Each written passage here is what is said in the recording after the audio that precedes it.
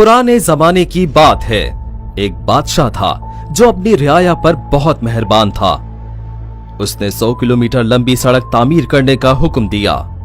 जब सड़क तामीर हो गई और उसके इफ्तिताह का वक्त आया तो उसने अपने 3 वजीरों से कहा कि एक बार पूरी सड़क का जायजा ले लो ताकि पता चल सके कोई नुक्स तो नहीं। तीनों वजीर जायजा लेने चले गए। शाम में पहला वजीर वापस आया और कहा, बादशाह सलामत, पूरी सड़क बहुत आलीशान बनी है, मगर सड़क पर एक जगह कचरा पड़ा नजर आया। अगर वो उठा लिया जाए तो सड़क को 4 चांद लग जाएंगे।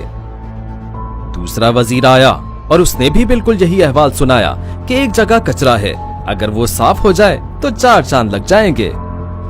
तीसरा वजीर आया तो वो बहुत थका हुआ नजर आया और पसीने से उसके कपड़े गीले हो रहे थे। उसके हाथ में एक थैला भी था। बादशाह को उसने बताया कि बादशाह सलामत, सड़क पर एक जगह कचरा पड़ा हुआ था जिसकी वजह से सड़क खराब नजर आ रही थी। मैंने उसको साफ कर दिया है।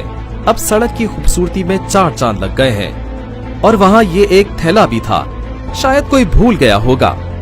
बादशाह ये सुनकर मुस्कुराया और कहा, ये कचरा मैंने रखवाया था और ये थैला भी। इस थैले में पैसे हैं जो तुम्हारा इनाम है।